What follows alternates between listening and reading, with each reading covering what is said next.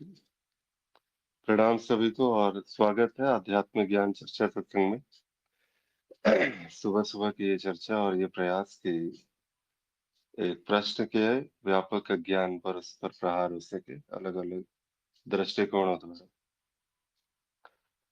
आज का जो हमारा विषय है चर्चा का, सबसे पहला, आत्मन ही ब्रह्मण है, आप इसे कैसे प्रमाणित करेंगे? आत्मज्ञानी एवं ब्रह्मज्ञानी में क्या भेद है? तो जब ये विषय आता है कि आत्मज्ञानी ब्रह्मज्ञानी, देखिए एक चीज है, कोई ना कोई परिभाषा तो हमारे पास में है। एक परिभाषा दी गई है, आत्मन की भी एक परिभाषा दी गई है। और जैसे कहते हैं ना कि ब्राह्मण भी कहा गया है, तो वहां पर भी एक बात जो है वो बताई गई है। और ये अक्सर ऐसा नहीं है कि हर जगह यहाँ पे शास्त्रों में भी इस प्रकार से, कई बार ऐसा है कि इसको जानने का ऐसा मतलब जो है वो अलग अलग प्रकार से इसको बताने का प्रयास किया गया है। आत्मज्ञानी को जो है कि हाँ ठीक है, मैं शरीर मन बुद्धि, मैं सारे के सारे कोई अनुभव नहीं, मैं अनुभव करता हूँ। वहां पर जो है वो आत्मज्ञानी को बताया जाता है, और जिस क्षण कहते हैं कि मैं स्वयं अस्तित्व हूँ, इस प्रकार से एक ब्रह्मज्ञानी की परिभाषा दी जाती है।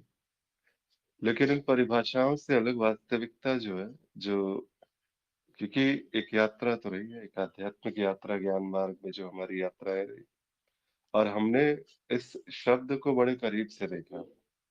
आत्म ब्रह्मण, आत्मज्ञानी, ब्रह्मज्ञानी आदि शब्द जो है वो अक्सर सामान्य तौर पर जो है ज्ञान मार्गी के सामने में आते रहते हैं। तो एक बार जो है इस विषय पर भी जो है हम लोग देखने का प्रयास करते हैं। जी, आत्म प्रकाश जी प्रणाम। बोल पाइएगा प्रभु अभी?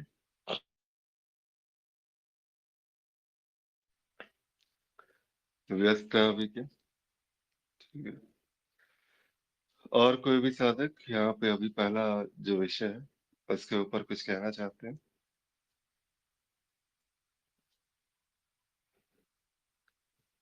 चलिए ठीक है, समय मिलेगा तो अवश्य कहिएगा। बीच में अगर कहीं कोई संदेह होगा तो अवश्य पूछिएगा। जी, प्रणाम हिमांशु जी, शुभ प्रभात। प्रणाम जी, प्रणाम जी।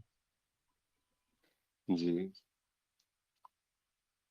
आज का जो हमारी चर्चा का विषय है, आत्मन ही ब्रह्मण है, आप इसे कैसे प्रमाणित करेंगे? और दूसरा जो है प्रश्न का ही भाग है, आत्मज्ञानी एवं ब्रह्मज्ञानी में क्या भेद है? क्योंकि एक्चुअली क्या है ना, ये शब्द जो है वो अक्सर ऐसा है कि हमारे सामने में आता रहता है, और ये शब्द जो है वो कहीं ना कहीं शुरुआती स्तर पर साधकों के लिए वो एक भ्रामकता पैदा करता है कि कहीं ना कहीं कुछ ऐसा है जो वो अहम ही जो है, जो एक बार चाहता है कि स्वयं को मैं आत्मज्ञानी हो गया और अब मैंने जो है ब्रह्म ज्ञान की परिभाषा जान ली है, तो अहम ही ये घोषणा कर देता है कि मैं अब ब्रह्म ज्ञानी हो गया। तो कुछ इस प्रकार से भी चीजें हैं, परिभाषाओं को ही अपना करके बौद्धिक तल पे बस बुद्धि ही जो है वो आत्मज्ञानी की घोषणा करती है, और बुद्धि ही है जो ब्रह्म ज्ञानी की भी घोषणा कर देती है।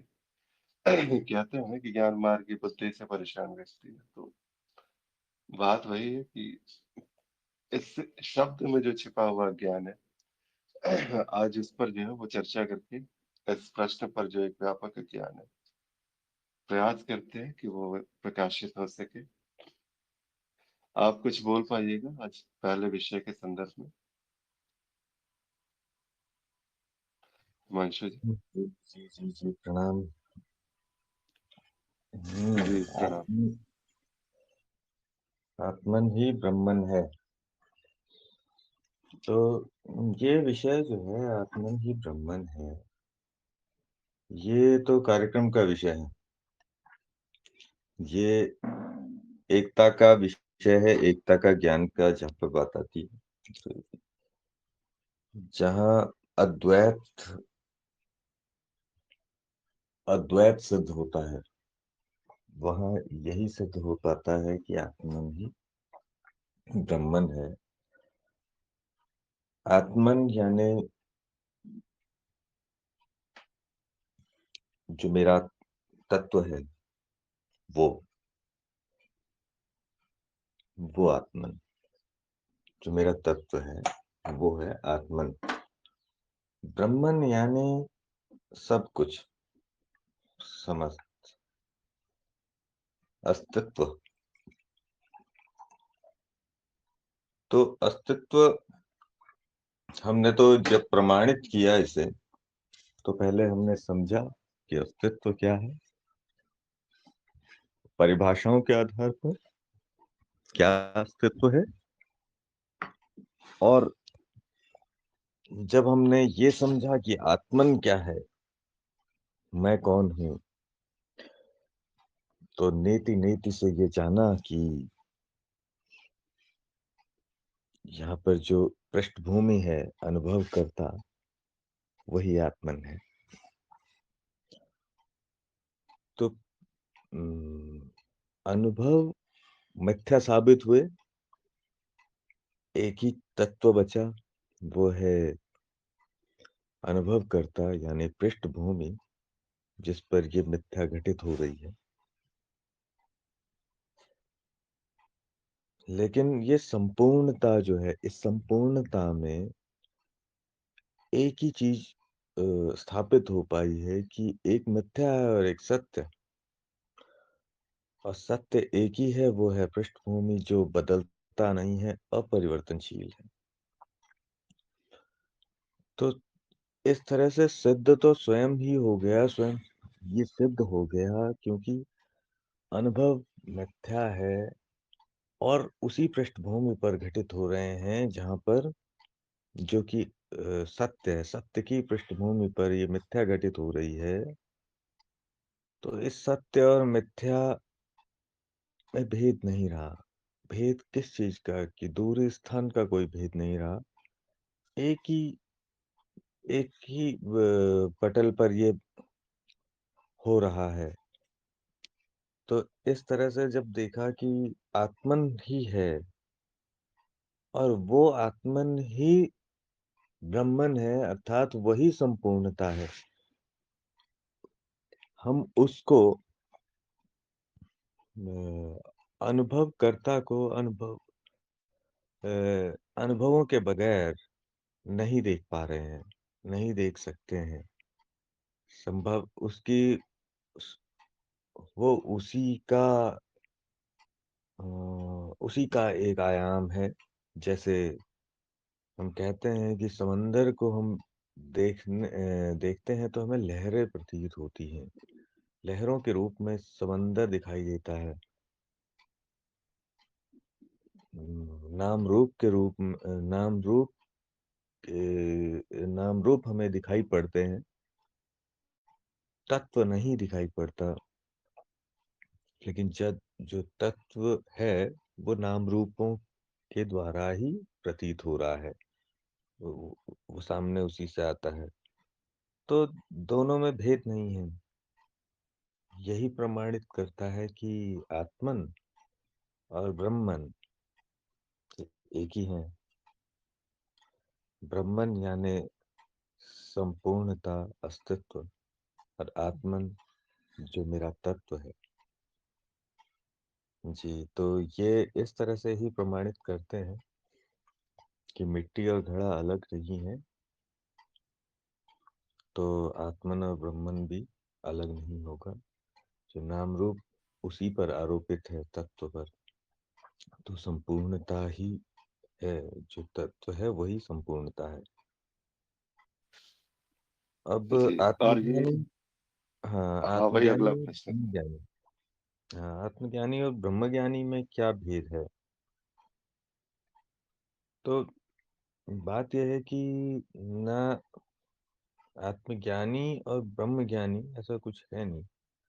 आत्मज्ञान एक कंसेप्ट है, ब्रह्मज्ञान भी कंसेप्ट है। लेकिन आत्मज्ञानी और ब्रह्मज्ञानी असल में नहीं है। होता क्या है, सिर्फ अज्ञानी ही होता है और अज्ञान का नाश होता है। अज्ञान के नाश के उपरांत वो आत्मज्ञानी नहीं हो जाता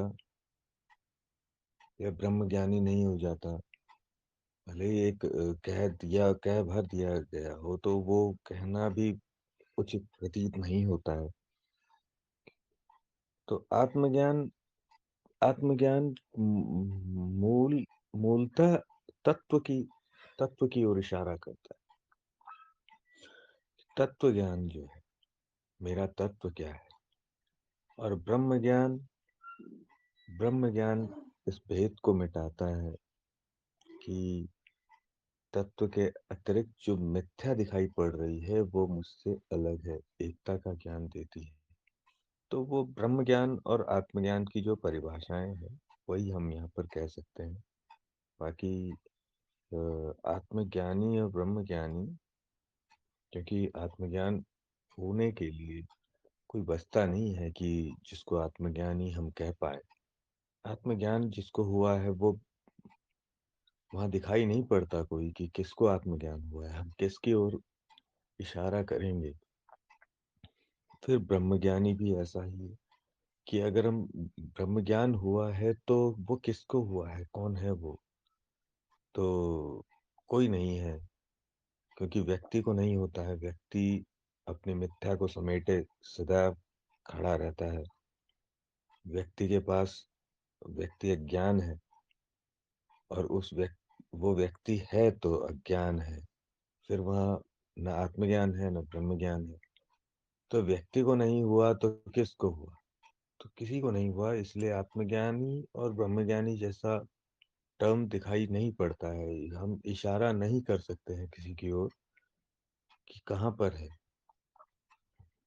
जी जी, आदिसत्व जी, धन्यवाद।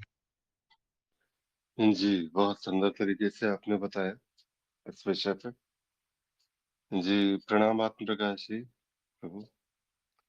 और भी कोई साधक इस पहले प्रश्न पे अगर कुछ कहना चाहें, पहले भाग पर, जो आज की चर्चा का विषय रहा है।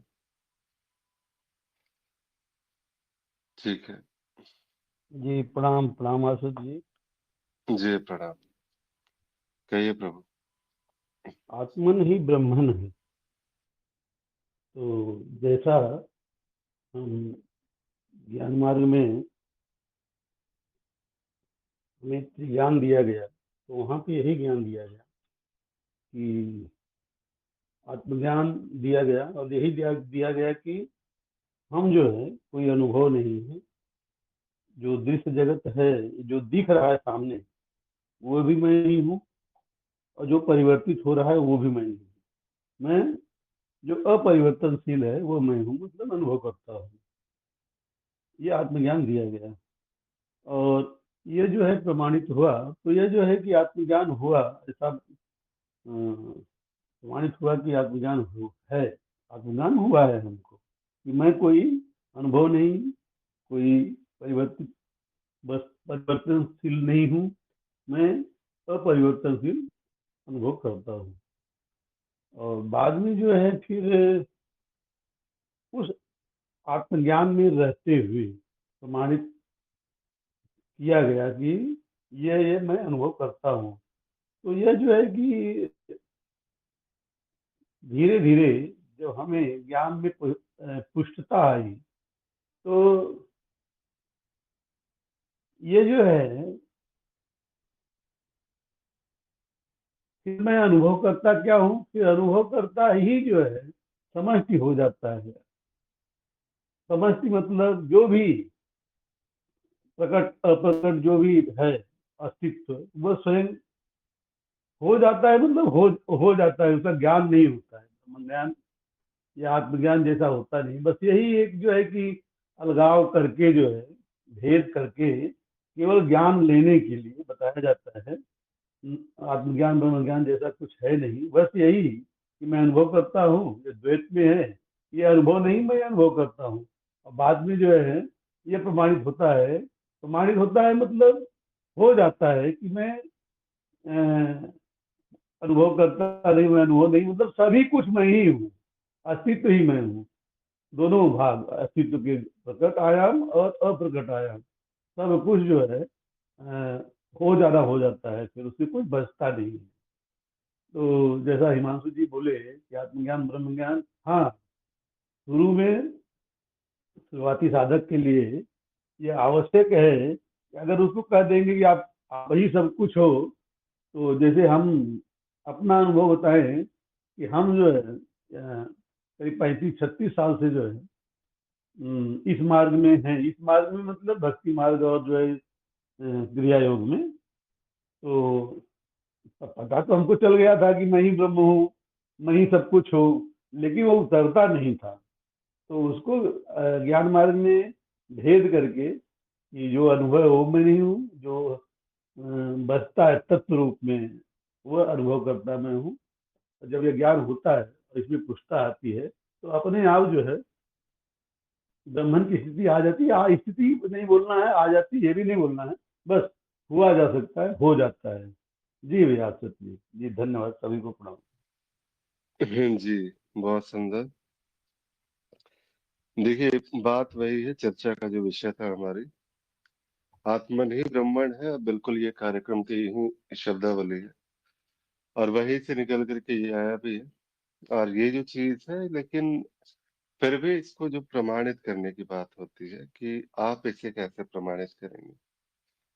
अगर इसका प्रमाणित करने के लिए अगर हम जाएंगे, तो कहते हैं ना कि कुछ चीजें ऐसी होती है जो बस होती है, उसमें अगर प्रमाण लेने के लिए एक निश्चित जो है वो आध्यात्मिक मार्ग पे जब तक आप निष्ठा पूर्वक आप चलेंगे नहीं, ज्ञान मार्ग में जो एक व्यवस्थित प्रयास है हमारा अज्ञान के नाश का, अगर उस ओर हमारी गति नहीं होगी, उस ओर हम जानने का प्रयास नहीं करेंगे, तब तक वहां पर वो स्पष्टता नहीं आएगी कि आत्मन ही ब्रह्मण है।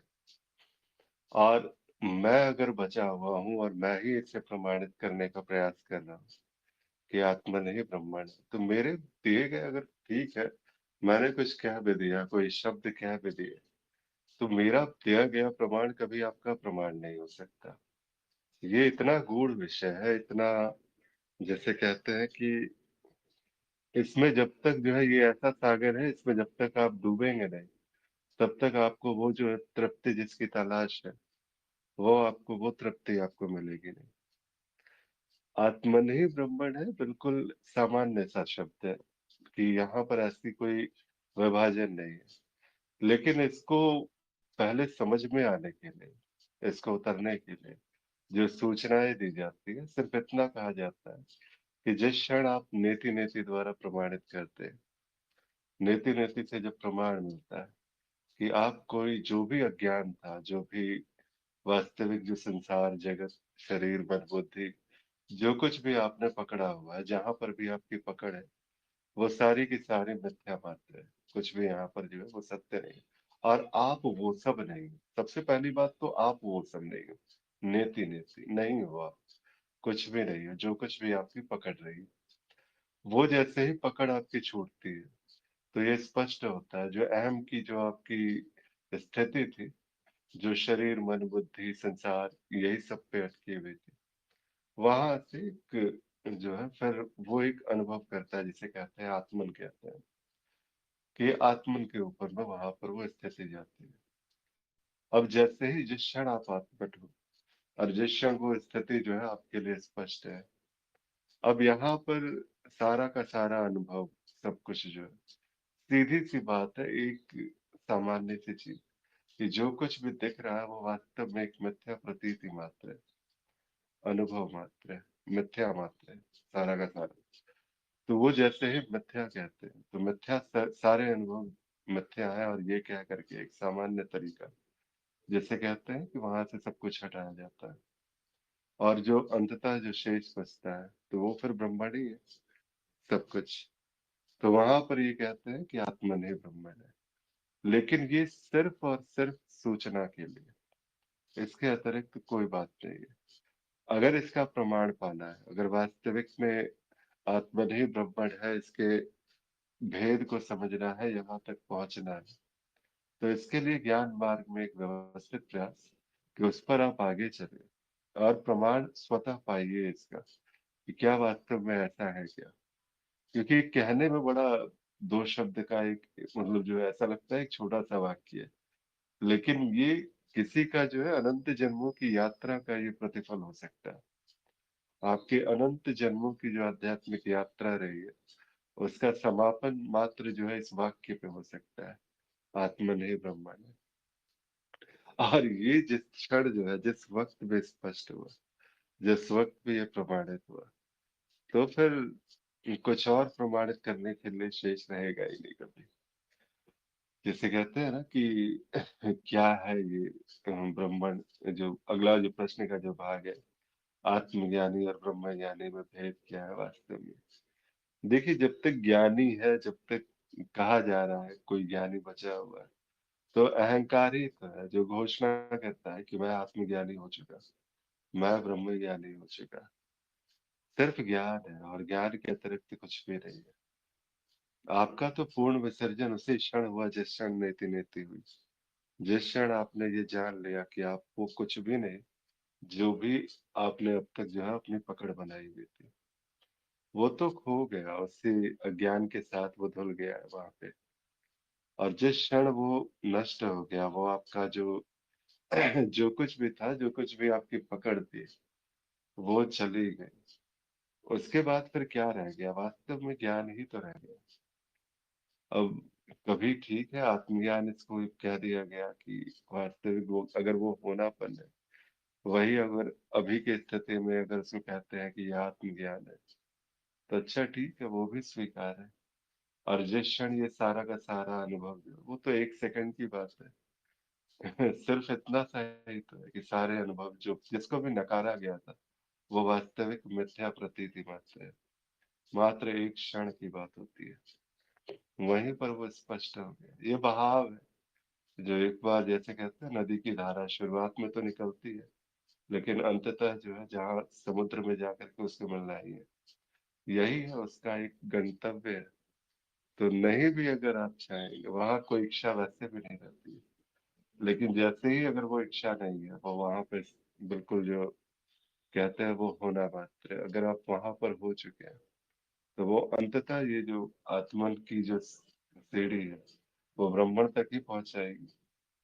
वैसे ही सीढ़ी, नदी की धारा, द्वैत के कोई भी उदाहरण से इसको बताया नहीं जा सकता।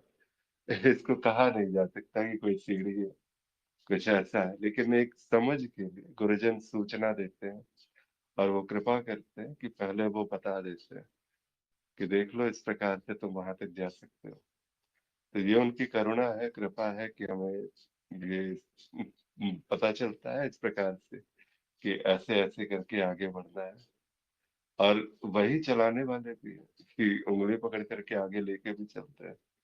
वास्तव में यहाँ पर क्या है कि सिर्फ और सिर्फ ज्ञान मार्ग, यानी अज्ञान का नाश।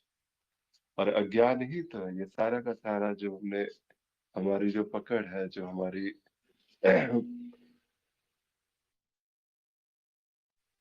हमने जो भी परिभाषाओं को हमने स्वीकारा हुआ है, जो कुछ भी हमने, बस ऐसा लगता है कि यही परिभाषा ही तो मेरा सब कुछ है।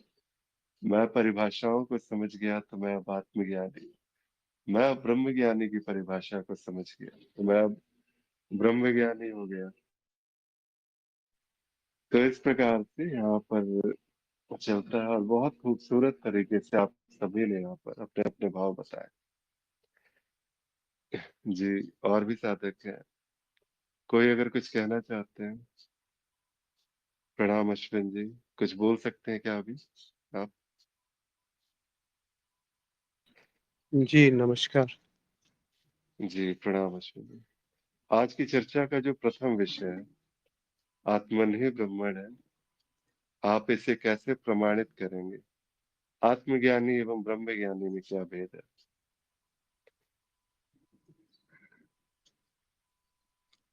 ये आज की जब चर्चा का हम पहला कहते विषय हैं है। आत्मन जी, जी। जब हम कहते हैं कि आत्मन ही ब्रह्म है, हम इसे कैसे प्रमाणित करेंगे? तो कोई प्रमाण नहीं पा सकते इसका, क्योंकि जो भी प्रमाण आएगा वो हम बुद्धि से, तर्क से या अनुभवों से लाएँगे। पर फिर वो सीमित होगा, क्योंकि वो उससे विलग होके, उससे अलग होकर के वो लाया जा रहा है। तो जैसा आपने कहा कि कोई भी परिभाषा वो नहीं है जो वास्तविकता है, जो असल है। तो प्रमाण जो भी पाते हैं हम, 3 ही तरह के तो प्रमाण होते हैं, प्रत्यक्ष, अनुमान या अपरोक्ष।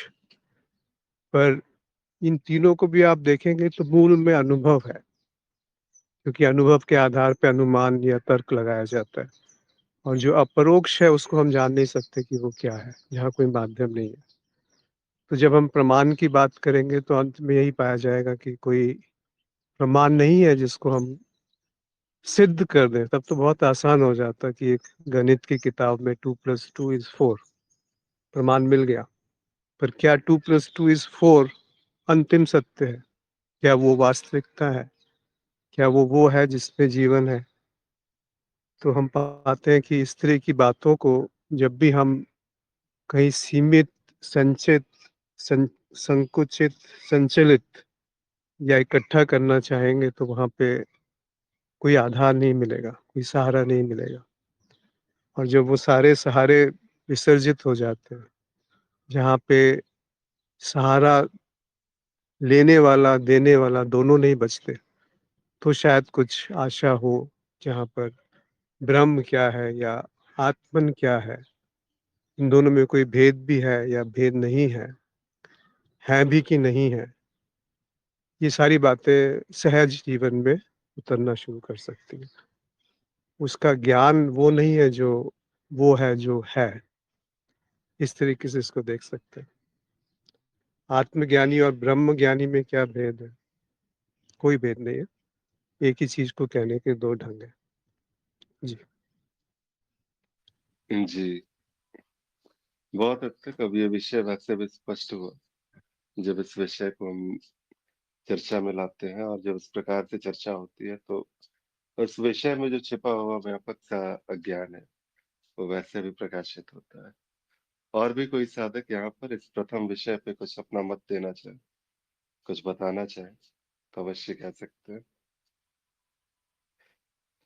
अश्विन जी, ठीक है, तो जी हिमांशु जी। मैं इतना ही कहना चाहता हूँ कि यहाँ पर यदि हम ये कहें कि प्रमाणित बुद्धि से प्रमाणित नहीं है, तो क्या किसी से भी प्रमाणित नहीं होता है, तो क्या यहाँ पर फिर प्रश्न उठ सकता है कि क्या ज्ञान मार्ग अवधारणा को लेकर चल रहा है? यदि तर्क से और अप्रोक्ष अनुभव से या किसी कोई भी प्रमाण नहीं है, तो हम क्यों ये बात फिर कहते हैं? ये प्रश्न उठ सकता है। हाँ, अंतिम सत्य नहीं है और अन्य सभी बात ठीक है, लेकिन प्रमाण के यदि प्रमाण को आधार मानकर कोई बात हम ज्ञान मार्ग के को आधार मानते हैं, ज्ञान मार्ग का आधार ही प्रमाण है, तो फिर ये भी मिथ्या ही सिद्ध होगा कि फिर आप कह क्यों रहे हैं? क्या एक और अवधारणा दे दी जा रही है यहाँ पर? जी। जी, बहुत सुंदर तरीके से आपने पूछा भी कि अगर ये जो आत्मन ही ब्रह्मण है, अगर ये प्रमाणित नहीं हो सकता किसी भी तरीके से, तो वास्तव में ऐसा लगता है कि फिर तो ज्ञान मार्ग का जो हमारा यहाँ पर पूरा का पूरा तरीका है कि श्रवण मनन निधिध्यासन, सारी चीजें जो हम मनन करते हैं अपरोक्ष अनुभव तर्कों द्वारा, तब उसके बाद फिर कहते हैं इसको प्रमाणित करने का प्रयास करते हैं।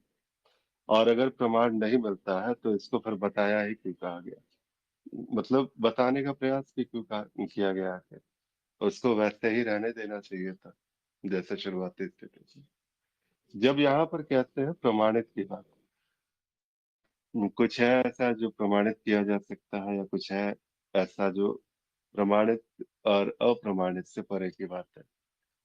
जब यहाँ पर कहते हैं आत्मन ही ब्रह्मण है, आत्मन वाली जो बात होती है वो तो पहले शुरुआत में नेति नेति जिस समय हो रहा होता है, जब साधक आगे आता है, मार्ग में चलने का प्रयास करता है और प्रथम जो प्रमाण वो पाता है नेति नेति द्वारा, कि जो कुछ भी उसने स्वीकारा हुआ था, जो भी एक अज्ञान जो उसके अंदर जो है, वो पूरे अज्ञान को ही ज्ञान मान करके चल रहा था, अब उसमें जिज्ञासा है ये जानने की कि क्या वास्तविक जो है ये मैं वास्तविक में क्या है। और जब उसने ये जानने का प्रयास किया और नेति नेति द्वारा ये सारा प्रमाण पाया, प्रमाण का जो सारा का सारा विषय है ये बुद्धि ही करती है। बुद्धि ही एक प्रपंच रचती है एक नए प्रमाण को पाने का।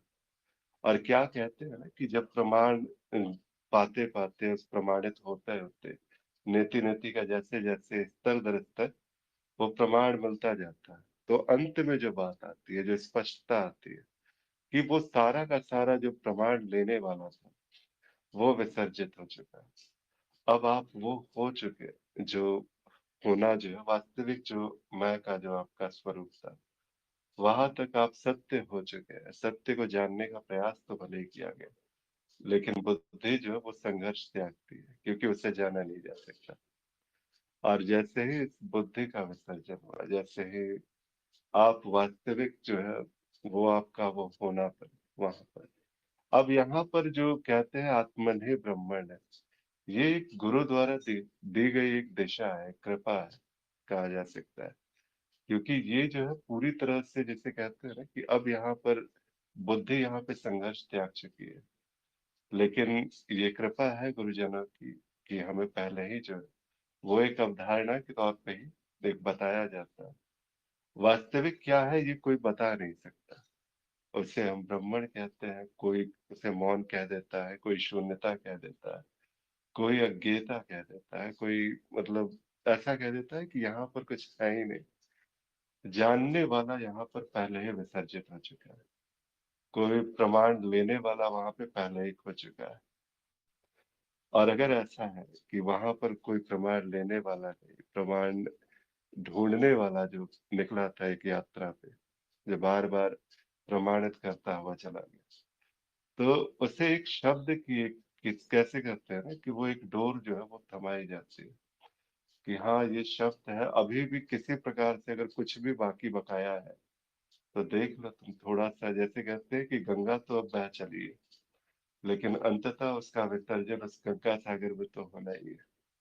तो बस जिस क्षण आप बाकी सारे अज्ञान से दूर, आप उस धारा में बस शामिल हो गए कि बस अब धारा ही है, अब इसके अतिरिक्त और कुछ नहीं है, वो अंततः उसका विसर्जन उस गंगा सागर में स्वतः होगा।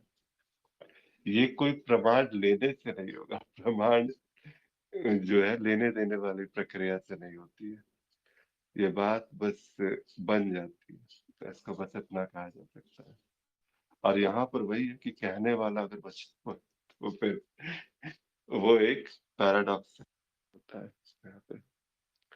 खैर अश्विन जी भी है यहाँ पे। जी प्रणाम अश्विन जी, इस विषय हाँ, पे अगर कुछ कहना चाहे। आपने सही कहा। उसी तरीके से इसको देखा जाना चाहिए कि ये अगर केवल औपचारिकता के लिए कहना है तो 2 कदम हो सकते हैं। पहला कदम है कि बुद्धि की पूरी कसरत कर ली जाए, प्रमाण ढूँढ लिए जाए और वो सिद्धांत के रूप में जाना जा सकता है कि आत्मन ही ब्रह्मन है या अहम ब्रह्मस्मि या तत्त्वमसि या अयम आत्मा ब्रह्म। पर ये वो नहीं है जो जिस तरीके से उसको कहा गया है। यानी जिस स्थिति में ये बात प्रकट हुई है, वो स्थिति बुद्धि से प्रकट नहीं हुई है। बुद्धि से प्रकट हो ही नहीं सकती। नहीं तो उसकी एक अवधारणा, एक कल्पना बन करके वो हम इकट्ठा कर लेंगे कि ऐसा ही है। वहाँ पर एक एक तरीके से एक आग्रह है, पर इसके आगे की जो बात है वो अभी आपने कही कि जहाँ सब विसर्जित हो जाता है, वो जो जान रहा है, जो प्रमाण ढूँढने चला है और जिस माध्यम से प्रमाण लिया जा रहा है, उसकी क्या वैधता है? जब इस तरीके से देखा जाएगा तो पाएँगे कि वो जो प्रमाण ढूँढ रहा है, वो बेशक किसी भी निष्कर्ष पे आए, किसी भी प्रमाण में आए, किसी भी निर्णय पे आए, वो अधूरा रहेगा, वो सीमित रहेगा।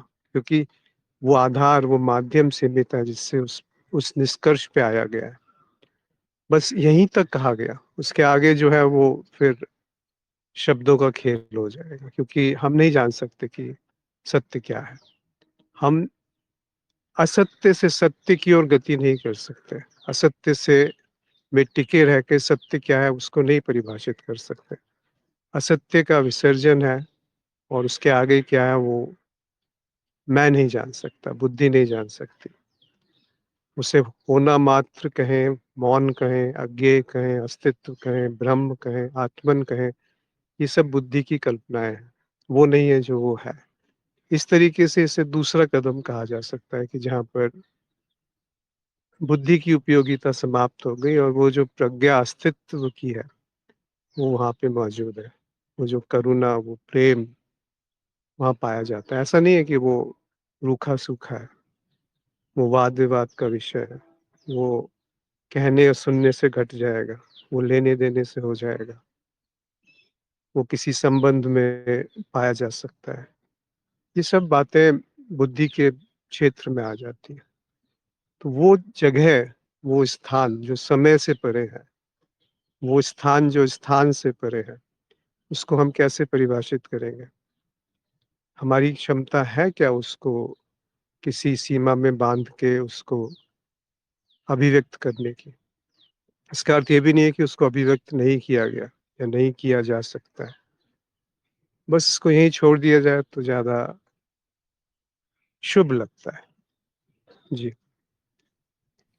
जी, अश्विन जी। जी, हिमांशु जी, कुछ पूछना है आपको?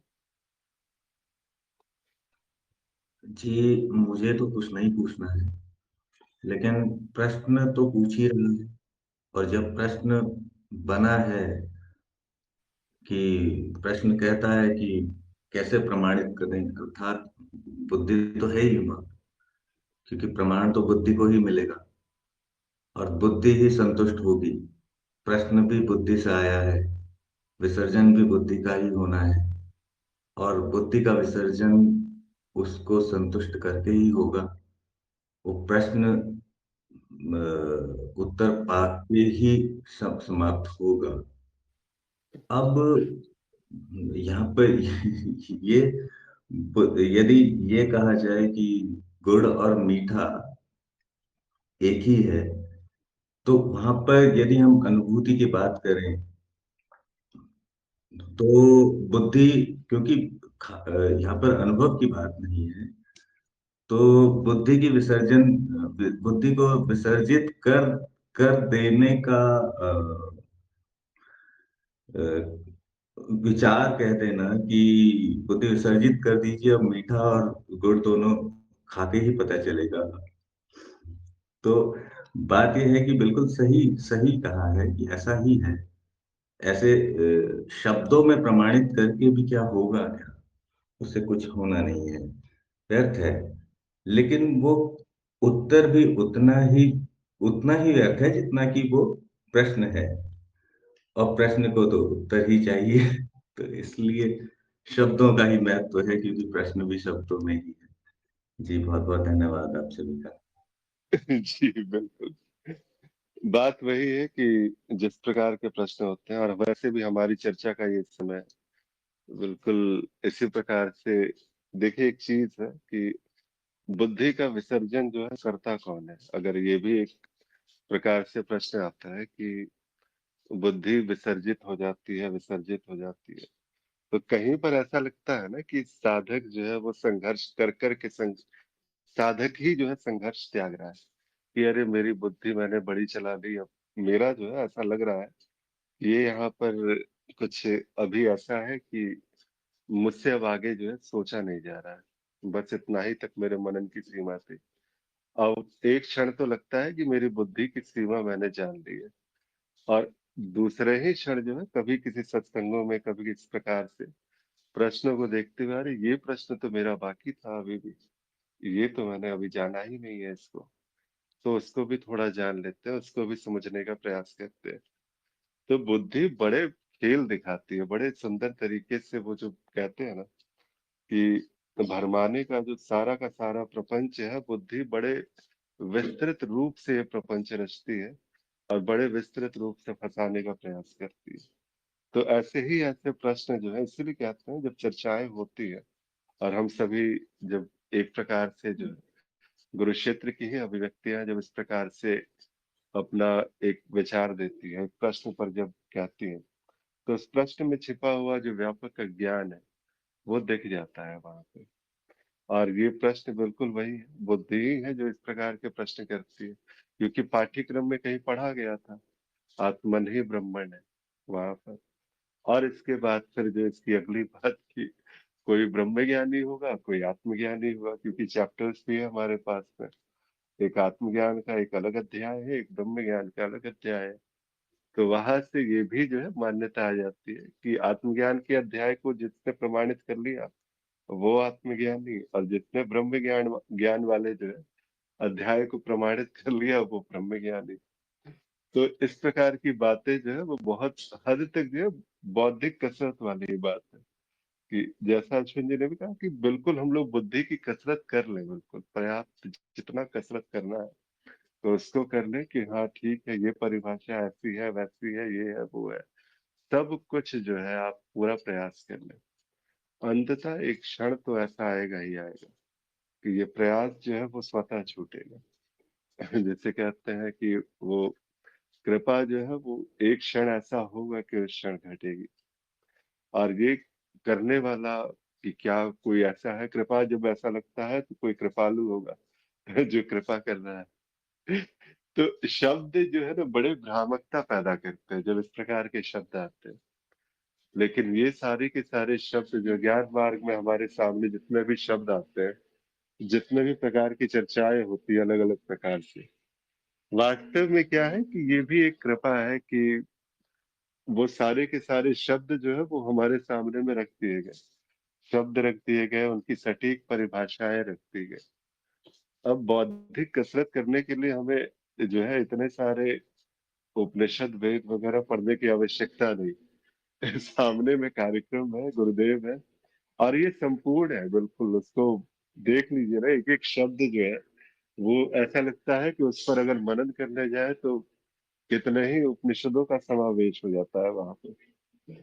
तो वो उस प्रकार से है। प्रश्न वैसे ही है कि प्रश्न तो बुद्धि ही करेगी, और बुद्धि जब प्रश्न करेगी तो बुद्धि ही जो है वो उत्तर ढूंढने का भी प्रयास करेगी कि कैसे भी करके बुद्धि जो है वो उत्तर प्राप्त कर ले। लेकिन बात वही है कि अगर वो बात समझ में आ जाए कि ठीक है, समझने का प्रयास करना चाहिए, लेकिन समझते समझते जो है उस समझ का विसर्जन अगर हो जाए तो यही परम कृपा है। बस इतना ही कहा जा सकता है। ठीक है, इस प्रथम विषय पे वैसे अगर किसी को कुछ कहना हो। एक चीज लेकिन इसी से निकल के आ रहा था हिमांशु जी, बुद्धि का विसर्जन करता कौन है? जी हिमांशु जी सुन रहे हैं क्या अभी?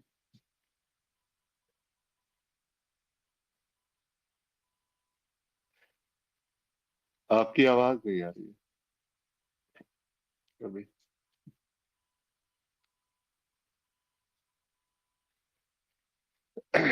जी नहीं, अभी भी नहीं आ रही है आपकी। अच्छा,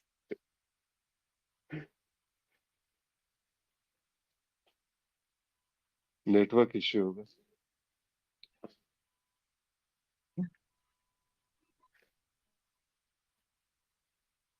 और कोई साधक यहाँ पर कुछ कहना चाहे कि बुद्धि आवाज का आ रही विसर्जन है? कर।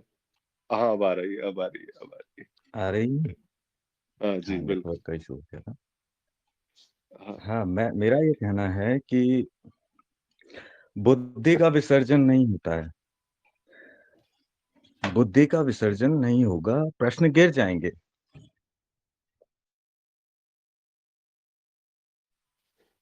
जी, आपकी आवाज पर चली गई।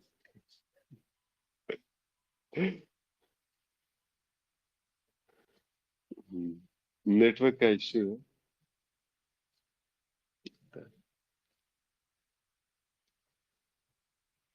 अभी भी नहीं आ रही आवाज।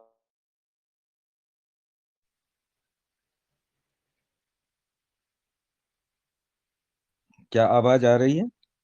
हाँ, अब आ रही है, अब आ रही है। हाँ जी, हाँ जी।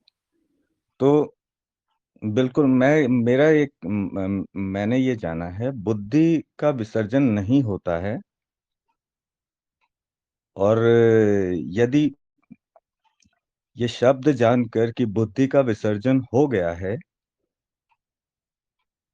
ये उत्तर देना कि हाँ बुद्धि का विसर्जन हो गया है, तो क्या ये उत्तर बिना बुद्धि के आ रहा है?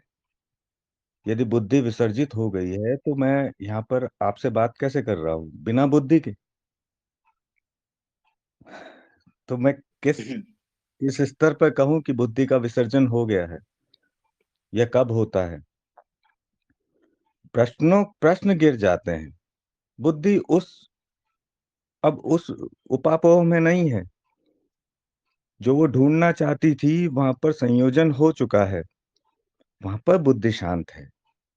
विसर्जन बुद्धि का नहीं होता है। बुद्धि वो योग्यता है जो कृपा स्वरूप मिली है।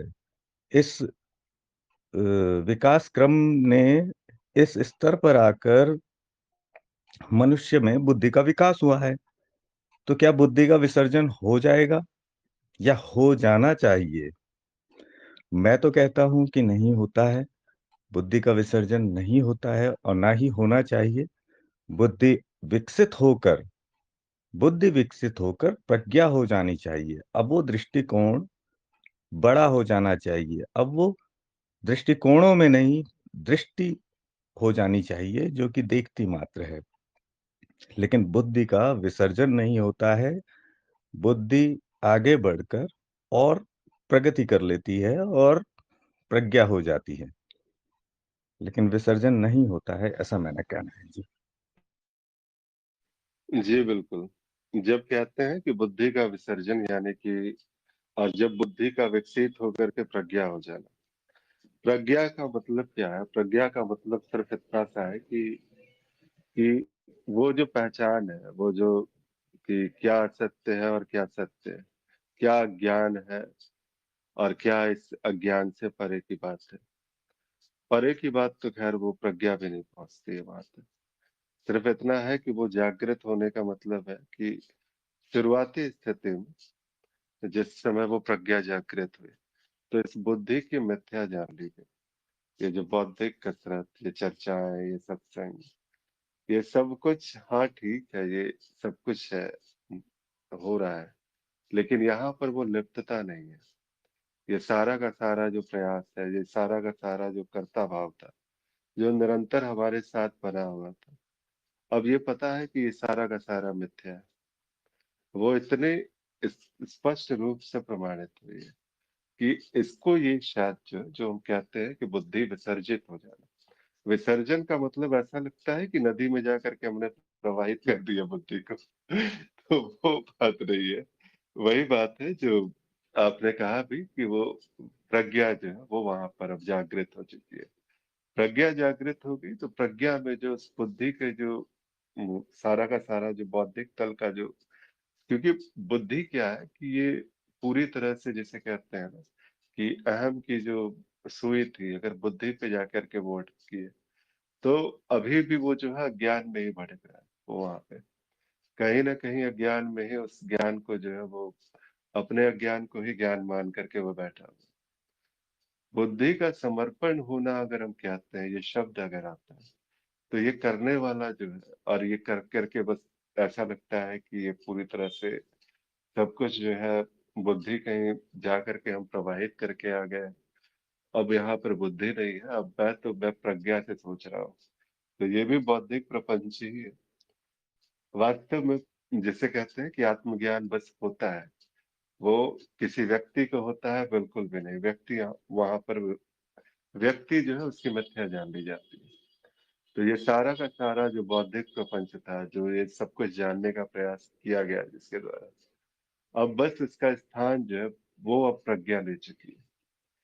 अब प्रज्ञा जो है वो जिस समय जागृत हुई तो उस समय उसे बिल्कुल स्पष्टता से पता है कि क्या मिथ्या है और क्या है जो आपकी जो वास्तविक स्थिति जिस समय कहते हैं कि वहां से अब यहाँ पर जो है किसी अलग से जो है प्रमाण लेने की आवश्यकता नहीं होती। कुछ अलग से जो है वो प्रयास करने की आवश्यकता नहीं होती है। फिर इससे आगे की भी स्थिति आती है, प्रज्ञा से भी ऊपर लोग जो अलग परिभाषा भी देते हैं। कहते हैं एक नया शब्द है ऋतम भरा। वहां पर जो है सिर्फ और सिर्फ जो है वो सत्य को ही स्वीकारती है। ये सारा का सारा अस्तित्व जिसे कहते हैं ना कि आत्मन ही ब्रह्मांड है, वैसे ही यहाँ पर भी नाम दे दिया गया है। बहुत सारी अवधारणाएं, तो सीधा सिर्फ बुद्धि का समर्पण कह के रुक जाते हैं हम लोग कि बुद्धि का समर्पण हो गया तो रुक गया। इसीलिए अगर प्रज्ञा की अवधारणा इतनी बढ़िया होती, ऋतंभरा की अवधारणा इतनी बढ़िया होती, तो पाठ्यक्रम में भी बताया जाता, जोड़ा जाता है इसको अलग से कि प्रज्ञा या ऋतंभरा आदि शब्द जो है वो बताए जाते हैं।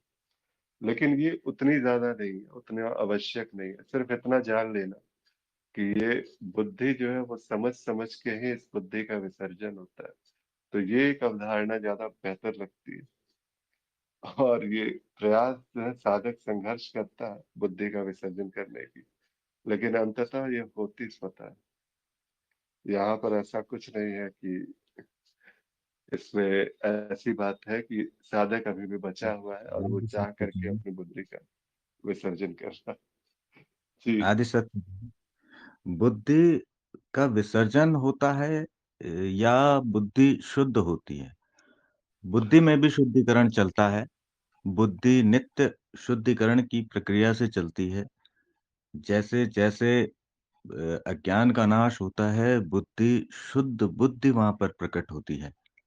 अब उसको नाम कुछ भी दीजिए, लेकिन वो योग्यता भी उस योग्यता की भी प्रगति होती है।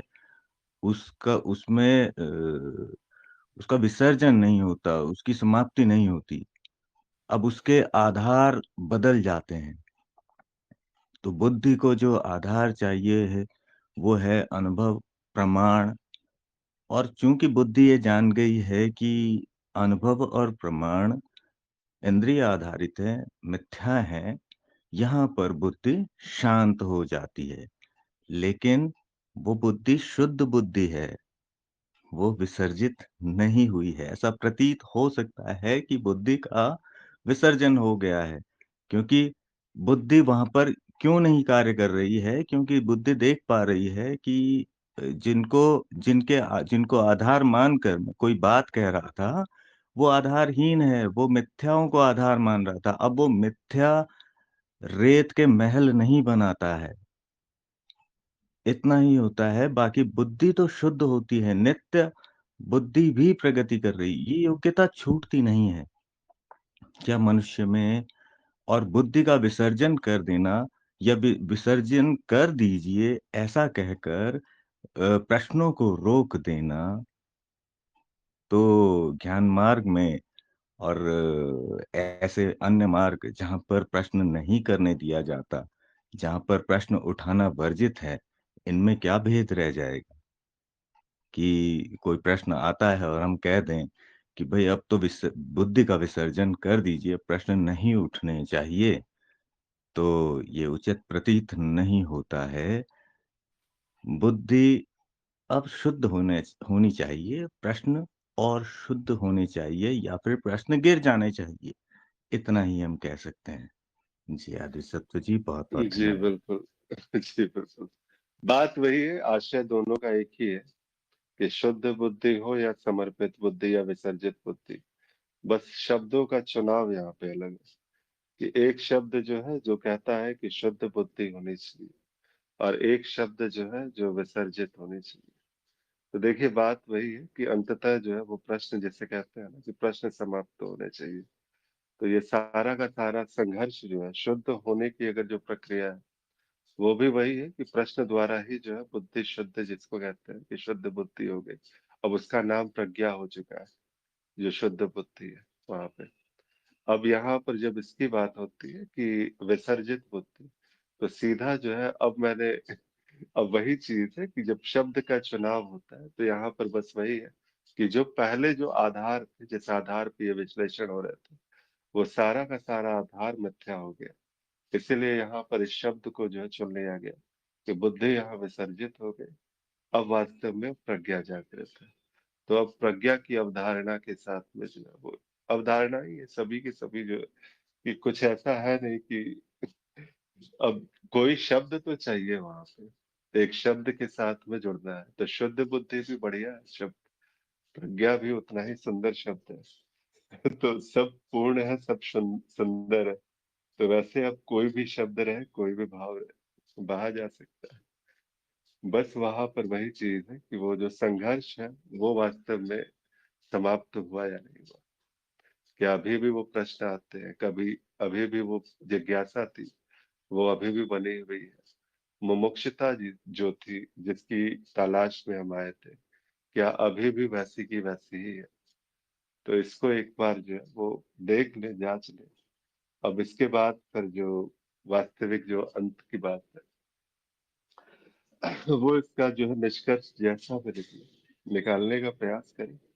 क्या है, क्या नहीं है, ये साधक की अपनी यात्रा है और अपनी तरीके से जो है वो देखता है इसको, यात्रा को। तो इसीलिए सारी अभिव्यक्तियां पूर्ण है, सुंदर है। और भी कोई बात, कोई साधक कुछ कहना चाहते हैं अभी तक की जो बातें हुई, चर्चाएं हुई, इन चर्चा के ऊपर में?